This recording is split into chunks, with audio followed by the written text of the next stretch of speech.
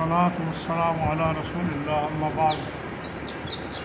رسول کریم علیہ الصلاۃ والسلام پیارے نبی سے صلی اللہ علیہ وسلم سے ایک صحابی نے سوال کیا، یا رسول اللہ نجات کس چیز میں ہے؟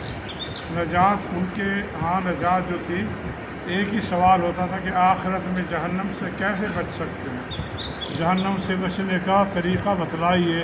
تو اللہ کے نبی نے فرمایا صلی اللہ علیہ وسلم نے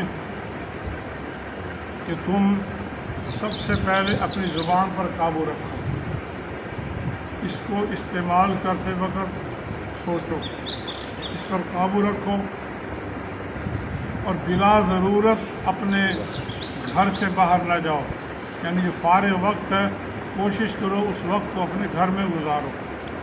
اور تیسری بات آپ نے فرمائی صلی اللہ علیہ وسلم نے کہ تم نے گناہ کر رکھے ہیں، ان گناہوں کو یاد کرو اور ان گناہوں پر رو، یاد کر کے رو اللہ تبارک و تعالیٰ کے سامنے۔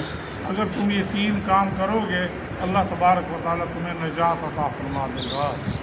سب سے پہلے زبان پہ کنٹرول کرنا، سب سے زیادہ خطرناک زبان اس جسم کے حصے میں جو ٹکڑا جو سب سے کمزور ہے دیکھنے میں لیکن انتہائی نقصان دہ خراب ہے، آپ نے کہا سب سے زیادہ لوگ اپنی زبان کی وجہ سے ہی جہنم میں جائیں گے، ایسی ایسی باتیں کریں گے۔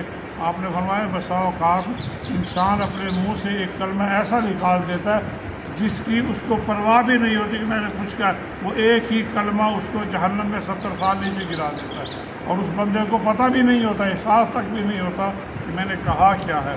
ایسا خطرناک معاملہ ہے زبان کا۔ آپ نے فرمایا اس پہ کنٹرول کرو۔ انسان حرام کھاتا زبان کے ذائقے کے لیے، غیبتیں کرتا ہے اپنی لذت کے لیے، بہرحال جتنے بھی گناہ ہیں سب سے زیادہ زبان کے ذریعے۔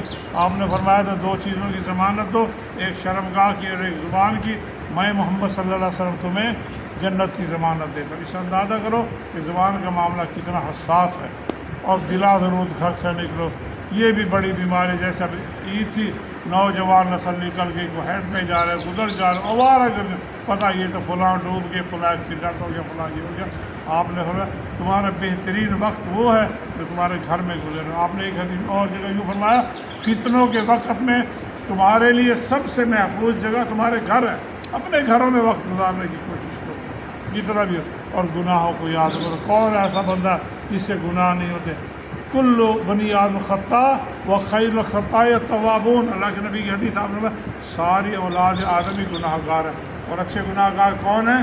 جو توبہ کر لیتے ہیں، اللہ سے معافی مانگ لیتے ہیں اور اپنے گناہوں کو یاد کر کے روتے، میں نے فلاں کام کیا تھا یا اللہ معاف کر دے، یا اللہ فلاں بھی کیا تھا معاف فرما دے۔ اللہ کے خزانوں میں معافی میں کوئی کمی نہیں ہے۔ آپ نے فرمایا مغرب کی سائڈ میں ایک دروازہ ہے، اس کی چوکھٹ کا ایک چوکھٹ سے دوسری چوکھٹ تک 70 سال کا سفر ہے، وہ توبہ کا دروازہ۔ کتنا بڑا دروازہ اللہ تعالیٰ نے توبہ کا رکھا ہوا ہے۔ اس لیے بندہ جتنے بھی گناہ معاف کر لے اللہ تعالیٰ سے معافی مانگ لے، اگر یہ تین کام کر لے گا اللہ تبارک و تعالیٰ سے جہنم سے نجات عطا فرما دے گا۔ اللہ تعالیٰ ہمیں عمل کی توفیق عطا فرمائے۔